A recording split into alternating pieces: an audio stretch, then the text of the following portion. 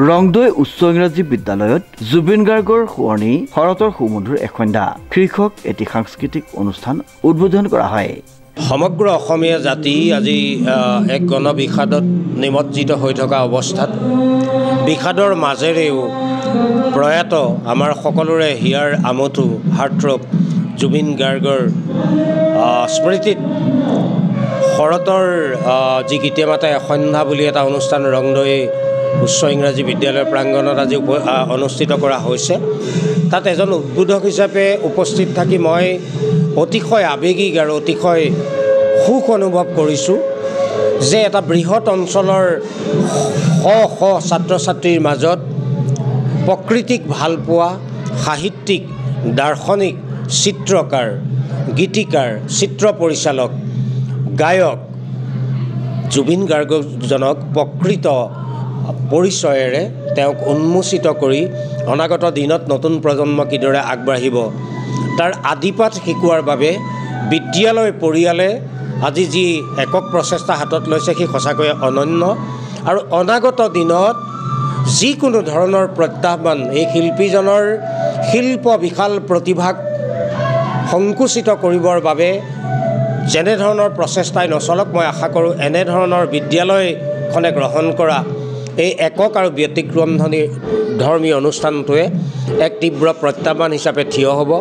আৰু অনাগত দিনত এই ছাত্ৰ ছাত্ৰীসকলে এদিন প্ৰমাণ কৰিব জুবিন গাৰ্গ আচলতে এজন ব্যক্তি নাছিল, তেওঁ এটা বৃহৎ সামাজিক প্ৰপঞ্চ এই ছ'চিয়েল ফেন'মেনন আৰু এটা বৃহৎ যোগাত্মক পৰিঘটনা। গতিকে সেই বাৰ্তাকে বহন কৰি বিদ্যালয়খনে অনুষ্ঠিত কৰা এই অনুষ্ঠানত উপস্থিত থাকিবলৈ পাই মই নিজকে ধন্য মানিছোঁ।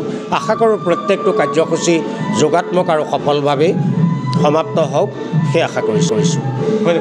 এনেদৰে বৰেণ্য শিল্পীগৰাকীৰ সম্পৰ্কত মন্তব্য কৰে কাকজান চৰকাৰী মধ্য ইংৰাজী বিদ্যালয়ৰ প্ৰধান শিক্ষক তথা সুবক্তা জ্যোতিপ্ৰসাদ বৰাই। জ্যোতিপ্ৰসাদ বৰাই ছাত্ৰ ছাত্ৰীসকলক জুবিন গাৰ্গৰ গীত মাত চৰ্চা কৰাৰ লগতে জুবিন গাৰ্গৰ জীৱন দৰ্শন অধ্যয়ন আৰু অনুধাৱন কৰিবলৈ আহ্বান জনায়। লগতে তেখেতে ৰৈ ৰৈ বিনালে চিনেমাখন শিল্পীজনৰ জীৱনৰ মেটাফৰ্ম বুলি অভিহিত কৰি চিনেমাখন সকলোকে চাবলৈ আহ্বান জনায়। ইয়াৰ পাছতে বিশিষ্ট সংবাদসেৱী মানৱজ্যোতি বৰদলৈয়ে জুবিন গাৰ্গৰ কবিতা ৱাটাৰ আবৃত্তি কৰে। উল্লেখযোগ্য যে ইয়াৰ পূৰ্বে প্ৰধান শিক্ষক শান্তনু হাজৰিকা আৰু উপস্থিত বিশিষ্ট ব্যক্তিসকলে জুবিন গাৰ্গৰ প্ৰতিচ্ছবিৰ সন্মুখত বন্তি প্ৰজ্বলন কৰি উপস্থিত ৰাইজক সম্বোধি আদৰণি ভাষণেৰে অনুষ্ঠানটি শুভাৰম্ভণি কৰে। বিদ্যালয়ত অষ্টম বৰ্ষৰ বাবে আয়োজন কৰা এই অনুষ্ঠানত ছাত্ৰ ছাত্ৰীসকলে নৃত্য গীত নাটক কবিতাৰ অনুপম সমাহাৰ এক বৰ্ণিল সাংস্কৃতিক অনুষ্ঠানত উপস্থিত ৰাইজৰ সন্মুখত নিবেদন কৰে।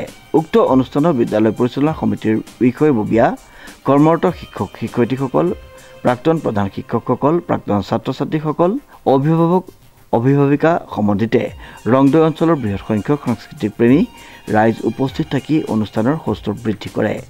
সভাৰ শেষত জুবিন গাৰ্গৰ কালজয়ী গীত মায়াবিনী সকলোৱে সমস্বৰে পৰিৱেশন কৰে।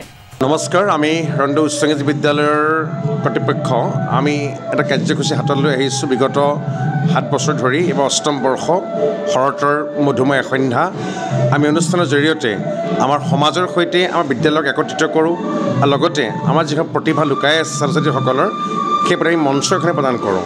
আমি কাৰ্য কৰি আহিছোঁ আৰু এইবাৰ কি কৰিলোঁ এইবাৰ আমাৰ যে প্ৰাণৰ শিল্পী হেৰাই গৈছে যে এই ক্ষণত যে আমি তেখেতৰ স্মৃতিত এই অনুষ্ঠানটি আমি উৎসৰ্গা কৰিছোঁ আৰু তেখেতক জীৱন্ত কৰি ৰাখিবৰ কাৰণে আমাৰ ইয়াৰ প্ৰয়াস থাকিব আৰু ছাত্ৰ ছাত্ৰীক তেখেতক খুব ভাল পায়, আমিও খুব ভাল পাওঁ। গতিকে এইদৰেই আমি তেখেতৰ প্ৰতিভা আগুৱাই নিম, তেওঁ পদাংক অনুক্ৰমকৈ আমি আগবাঢ়িম। আমাৰ ৰংদৈ উচ্চ ইংৰাজী বিদ্যালয়ৰ বাকৰিত সমূহ ৰাইজৰ উপস্থিতিত অষ্টম বৰ্ষৰ বাবে আমি শৰতৰ সুমধুৰ এক সন্ধ্যা অনুষ্ঠান ইয়াত আমি প্ৰতি বছৰে অনুষ্ঠিত কৰি আহিছোঁ। এই অনুষ্ঠানৰ উদ্দেশ্য হ'ল আমাৰ বিদ্যালয়ৰ যিসকল ছাত্ৰ ছাত্ৰী আছে সেই ছাত্ৰ ছাত্ৰীসকলৰ তেওঁলোকৰ জ্ঞানৰ পৰিসৰ বৃদ্ধিৰ লগতে তেওঁলোকৰ সংস্কৃতিৰ দিশত আগবঢ়াই নিবৰ কাৰণে এক আমাৰ প্ৰচেষ্টা সেই প্ৰচেষ্টা আমি অব্যাহত ৰাখিছোঁ আৰু তেওঁলোকে এখন আমি মধুৰ মঞ্চ দি তেওঁলোকৰ যিবিলাক অন্তৰ্নিহিত প্ৰতিভা সেই প্ৰতিভাবিলাক কেনেকৈ আমি বিকশিত কৰিব পাৰোঁ তাৰ লক্ষ্য আগত ৰাখি আমি অনুষ্ঠান প্ৰতি বছৰেই এই বিদ্যালয়ত অনুষ্ঠিত কৰি আহিছোঁ। শ্ৰীমন্ত মাধৱ বৰুৱাৰ ৰিপৰ্ট নিউজ নাও।